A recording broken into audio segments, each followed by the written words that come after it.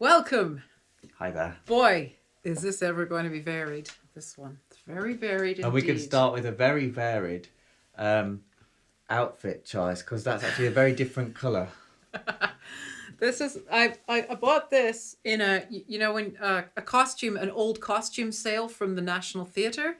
And a friend of mine and I, we waited up we went there very, very early, hoping to get all sorts of sort of ball gowns and stuff. Not a bit of it.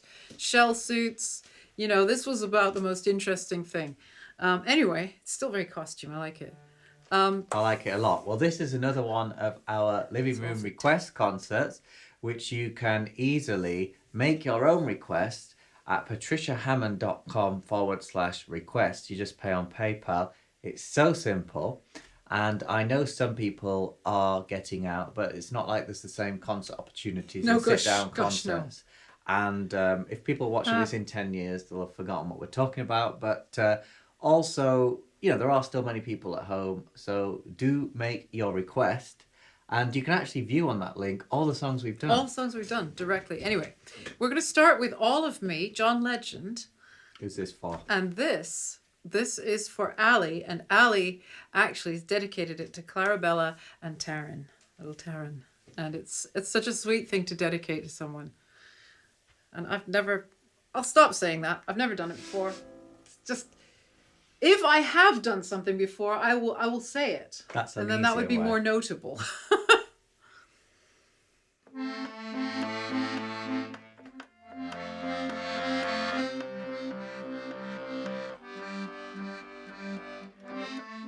What would I do without your smart mouth, drawing me in and kicking me out? Got my head spinning, no kidding, I can't pin you down. What's going on in that beautiful mind? I'm on your magical mystery ride, and I'm so dizzy, don't know what hit me, but I'll be alright. My head's underwater, but I'm breathing fine. You're crazy and I'm out of my mind, 'cause all of me loves all of you, of your curves and all your edges, all your perfect imperfections. Give your all to me, I'll give my all to you. You're my end and my beginning, even when I lose I'm winning, 'cause I give you all of me, and you give me all of you. How many times do I have to tell you, even when you're crying, you're beautiful too? The world is beating you down. I'm around, though every move. You're my downfall, you're my muse, my worst distraction, my rhythm and blues. Can't stop singing, it's ringing in my head for you. My head's underwater, but I'm breathing fine. You're crazy and I'm out of my mind, 'cause all of me loves all of you, love your curves and all your edges, all your perfect imperfections. Give your all to me, I'll give my all to you. You're my end and my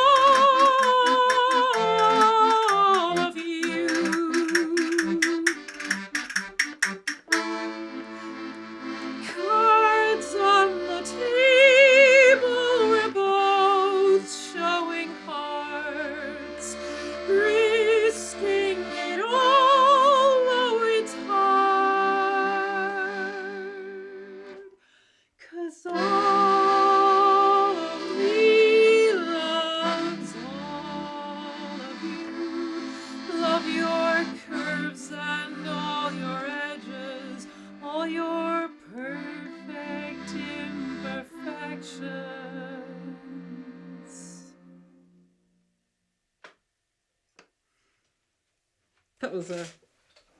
But we did all of me in a way that probably no one else has done it on YouTube. I wonder if they have. Well, probably. Apparently that is what is called a paso doble rhythm, which, I don't know. Oh, it's part of the international... I hope it's not too loud. Ballroom dances, isn't it? I've never ballroom danced in my life. Right, now that would be a bad idea.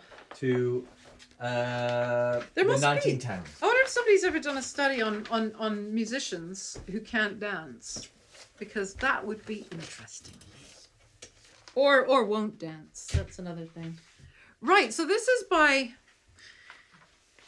is for John, and John's a long-time watcher of the channel. He predates the internet. No, I mean I predate the darn internet. Most of us do, but he predates the requests thing, and he's been for a while following the channel. So wonderful to have John's requests. Well, John's going to get his own concert actually next week. But right now, I'm going to do a song called... Well, it's actually, I suppose, an aria, really. It's from a comedy opera. It's from a comedy opera, that's what it's called, from 1912, called The Firefly. And it's lovely. For some reason, I've got a Mexican edition here. Dispositado conforme a la ley de República Mexicana, something, 1915. Anyway... That's apropos of nothing. It's supposed to be a duet between Geraldine and Thurston. Now, in 1937, Jeanette MacDonald and I think Alan Jones, notable because he was in Night at the Opera. Jeanette MacDonald was not. People reinvented so many 1910s. He was in a Marx Brothers film. Anyway, so the 30s, they did this musical in 1937 and they rewrote the words. And so we're going to do that because it's more appropriate for one person to be singing it, especially me. But then we're going to go and we're going to meld it with the original and we're going to do the duet bit from 1912. So it's kind of both. There we go. That makes me happy. Yeah. Yeah. Oh, and a very interesting thing is that it's sort of a convention of the time that we're singing slightly different words. So I'm singing I'm, and I'm singing you, and he's singing I'm at the same time, so that we're both in character. It's comedy. It's a comedy opera. It's a comedy opera, yeah. So we're singing different words, but at the same time, it's... Long before Bill Bailey and James Corden, this was comedy music. I get those references. Don't understand.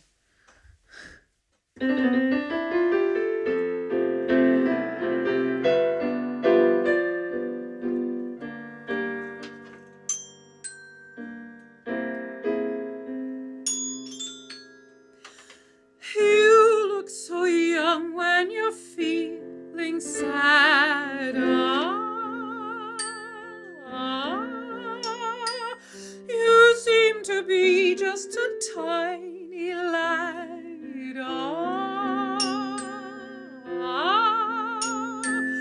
But any pity you get from me, you must remember is sympathy. You need sympathy, sympathy, just sympathy. I'm just trying to be friendly and gentle, but not sentimental. So if I should touch your hand, don't misunderstand its meaning. You must know I'm just showing sympathy.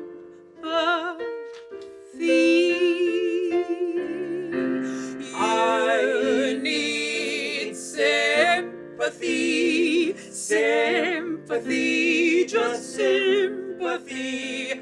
I won't think I am free. I will not scold or say I am bold when I treat you tenderly, tenderly. Don't blame me, for you know I'm but showing sympathy.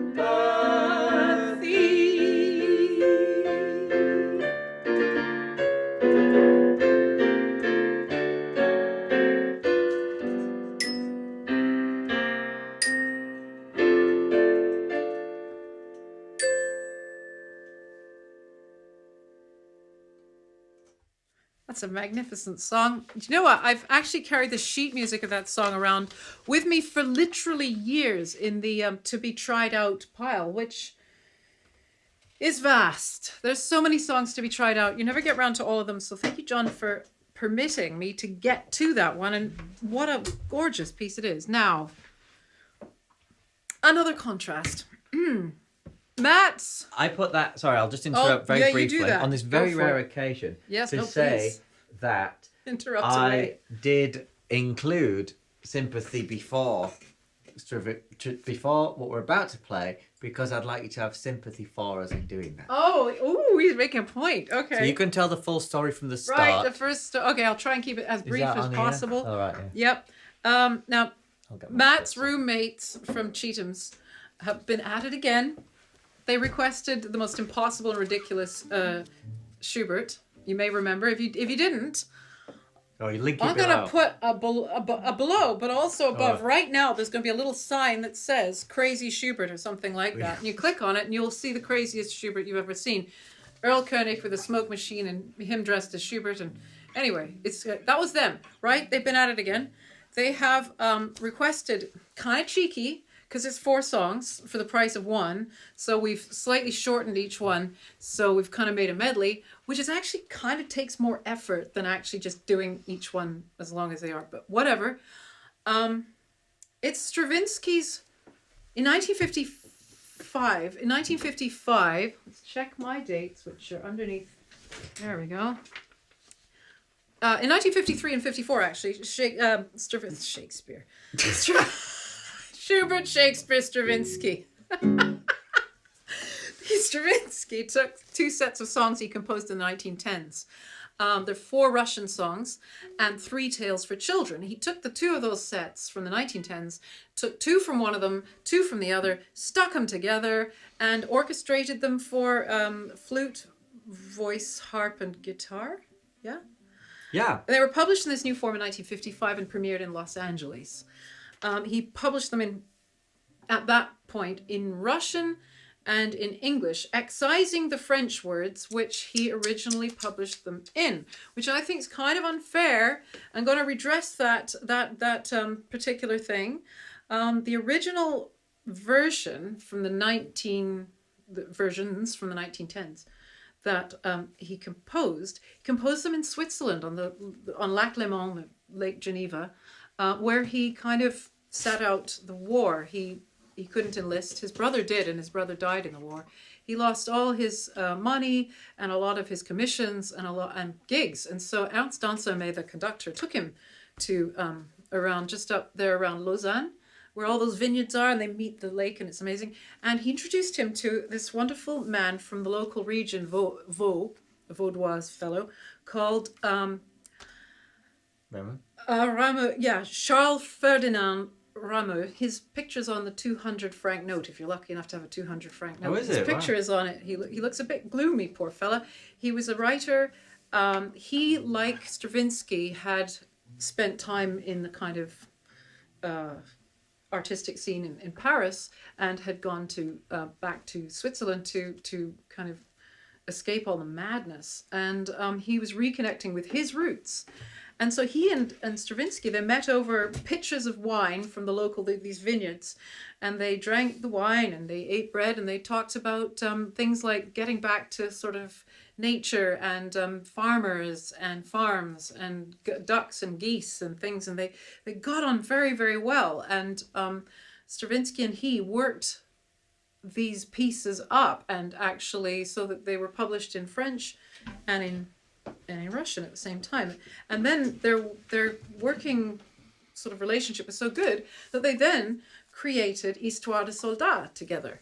And so Ramuz wrote the words for Histoire de Soldat. I think this is worth its own YouTube video. It pretty much is. I think you should. Well, it is interesting. They fell out because Diaghilev wanted to put on, after the war, he wanted to put on the Histoire de Soldat, but he wanted to get rid of all the Ramuz words. He thought that was just, who wants to bother with all his peasant words? Who cares? And Ramuz was quite rightly a bit sort of, no, don't do that. That's not what we intended. And Stravinsky lost out on what would have made him a bit of money. So I think that that's what kind of, and then they drifted apart, and it's all a little bit sad. Anyway, we're bringing him back. I like the vaudois. That's great. I like. You're giving them more than they thought they were getting this, and you've raised the stakes by singing it in French. You should tell them that, and I'll tell them one thing really quickly. Oh yes, very quickly.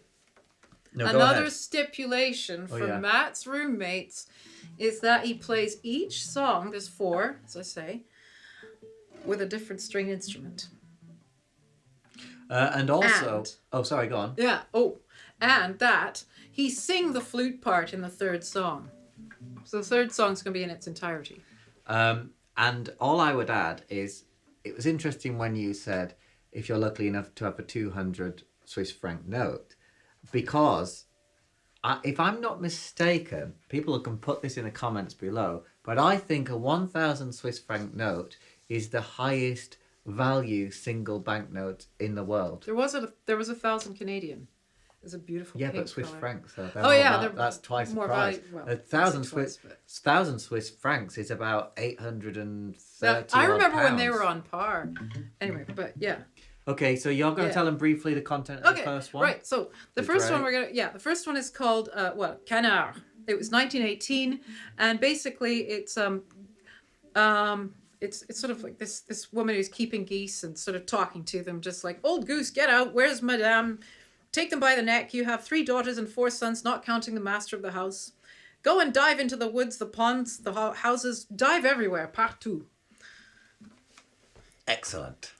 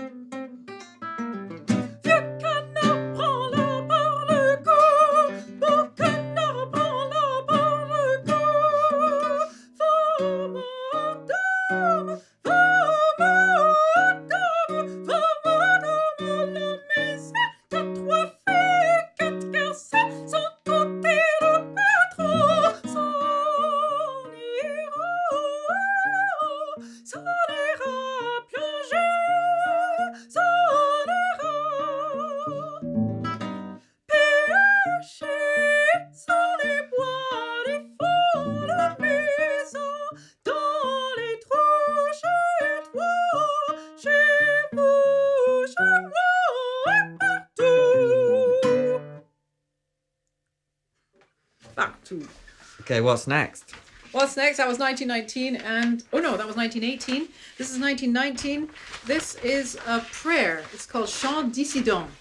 I guess the Catholicism of the Vaud, and also the Orthodoxy of Russia, sort of put together in this. Basically, brothers in Christ, brothers of love. We pray, Father, the Son, the Holy Spirit, that sort of thing. There is actually this translation on here, but that's not what the French means. No, the English.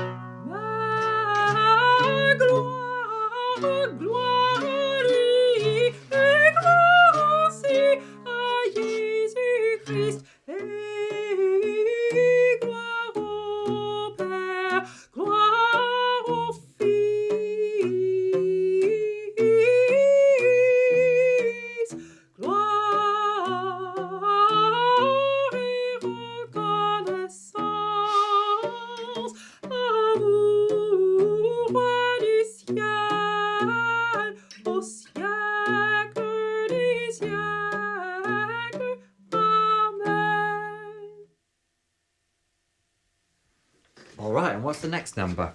There's always that moment where you sort of expect everyone to rustle, rustle, rustle, but not too much. So those were from the 4 Russian songs, 1918, 1919. This is now, these 2 are from the 3 songs for children. So they become kind of childlike, shall we say.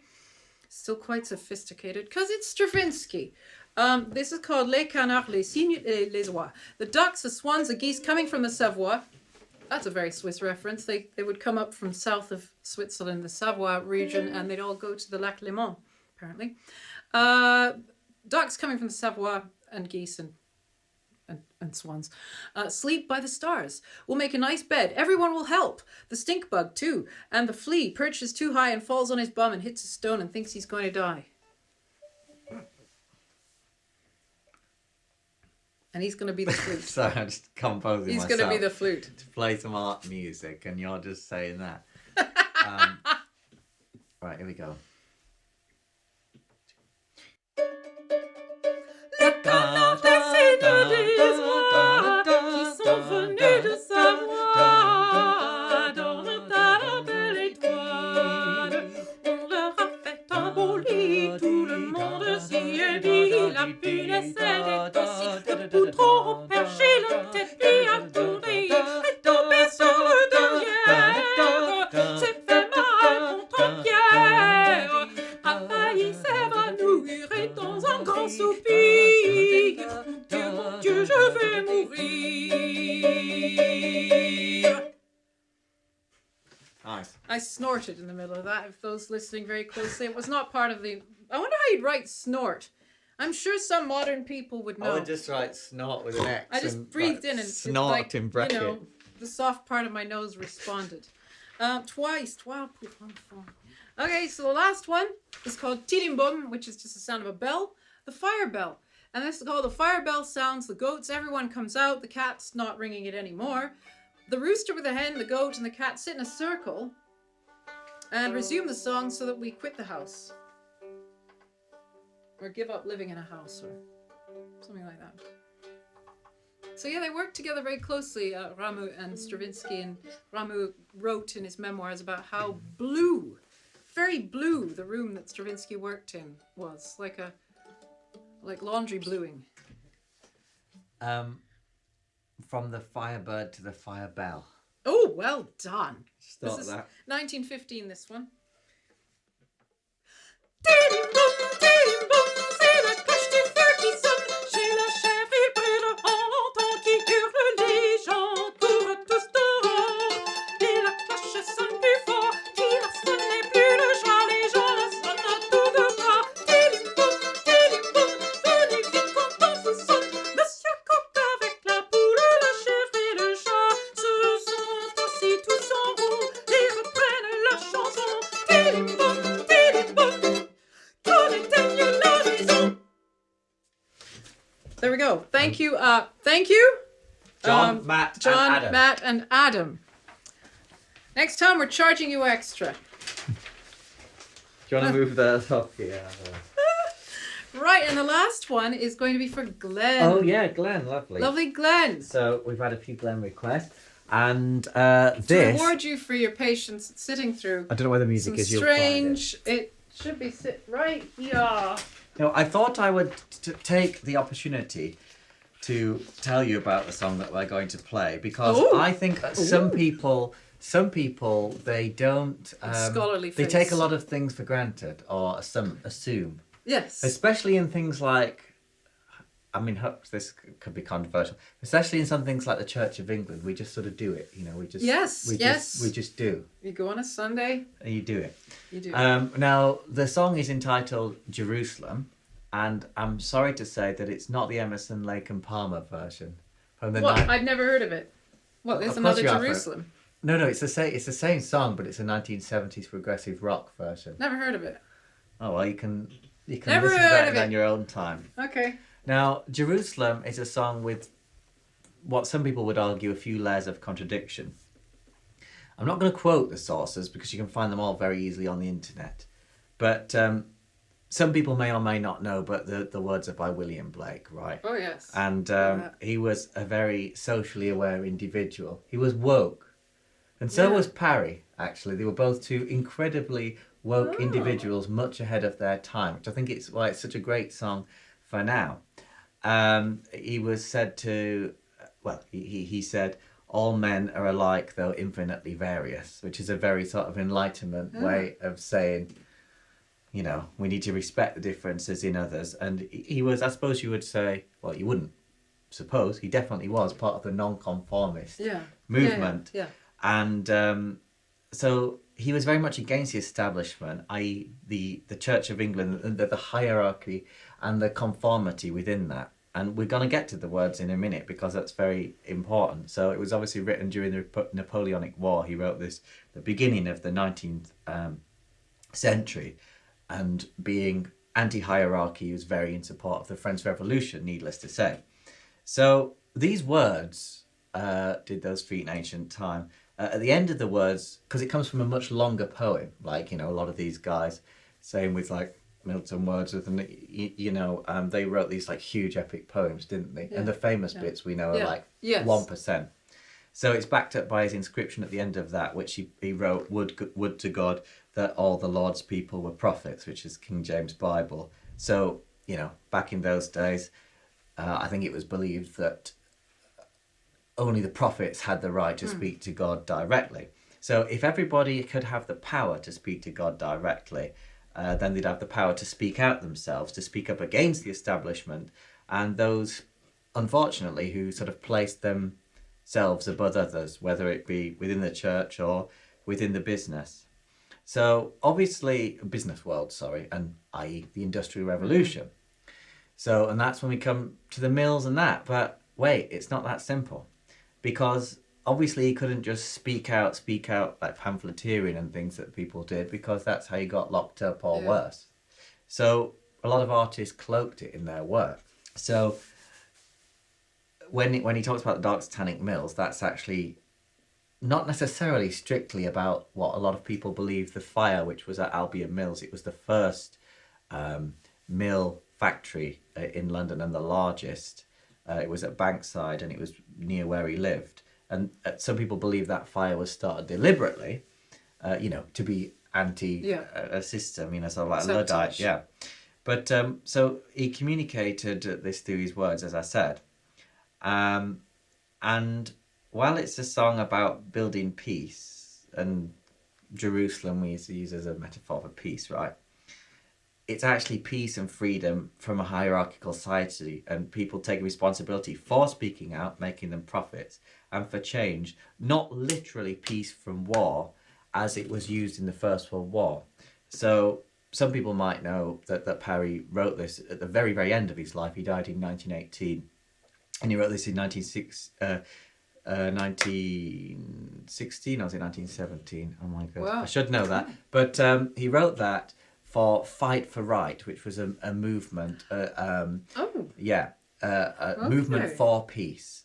And Parry and his wife were both very, very in support of universal suffrage and, the women's movement. And that's obviously later why it was adopted by the WI, as well as the suffragettes. Because it's fighting for non-hierarchical values and rights for every man and woman. So that's really, really important. There is the main metaphor, which is that Jesus is supposed to have visited before he started to preach. He's supposed to have visited England, Glastonbury, in fact, and that's what it means. Did those feet in ancient time walk upon England's mountain green, and was the Holy Lamb of God, i.e., Jesus, on England's present pastures seen? And was Jerusalem builded here among those dark satanic mills? So basically, that the mills as well are a metaphor for the actual, not necessarily the mills of the industry, but the actual establishment of the hierarchy of the Church of England. Gosh. Yeah. It's really important that people should know this. It's actually worth its whole video. I didn't know he was going to say any of this. So basically, I think you're getting the idea now. So Glastonbury should sing this, that's what they should sing. Just like Land of Hope and Glories at the proms. And then he says, bring me my bow, burning gold, all these sort of biblical metaphors, because he hides it. He cloak. All those guys, they cloaked it. Right. And he's saying, bring me all of that, and I'll not cease from my mental fight, and my sword shall sleep in my hand till we've built Jerusalem, till we've actually got peace, freedom from hierarchical society, and equality for all and all people. Wow. In England, and also some people said that it's a metaphor for the second coming, for Christ. Yeah. You know, second coming till he got Jerusalem. Yeah. It's going to be the guitar for this? Yeah. I think what they could do is keep Parry's melody but update the lyrics. Ooh. How about that? We're asking for trouble there. It's never, that's the trouble. People say, oh, let's change this, but it's never an improvement. Like, write in the comments if there's anything that's been improved when people have gone, oh, we better change it, you know. There've been very few things that improve when people change them. Actually, we did the Sympathy. We did the 1937 version of the There's words. just so much contradiction. Like using it at the royal wedding in the Church of England, William and Kate, like it could have been further away from what Blake actually meant by the song. Do you understand what I mean? In terms I just of the noticed hierarchy, making those above others, royalty, you know, Archbishop Rowan Williams, yeah. I just always look at how many people are glued to their copies and they don't know the words. Well, but the Queen. Yeah. Come on, you should know that one by Prince now. Philip and Elton John and Cameron. Yes, they're all... Right, anyway, that was Let's rather do it. long.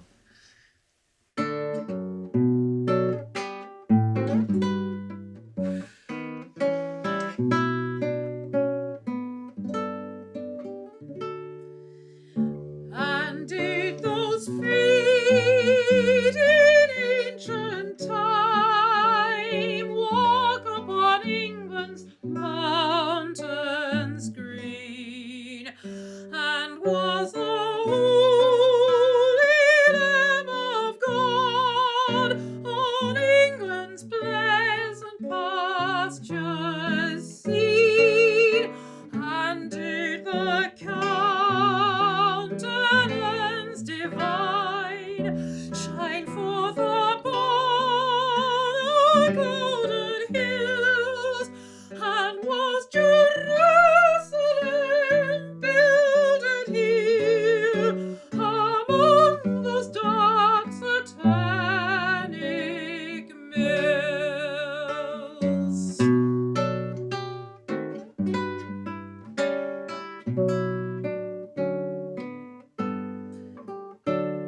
Bring me my bow of burning gold. Bring me my arrows of desire. Bring me my spear, oh, clouds unfold. Bring me my chariot of fire. I will not cease from mental fight, nor shall my sword sleep in my hand, till we have built Jerusalem in England's green and pleasant land.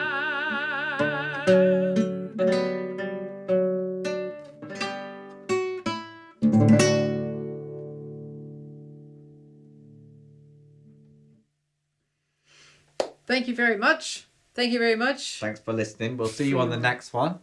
And remember to send your requests to patriciahammond.com/requests. Yeah, thank you.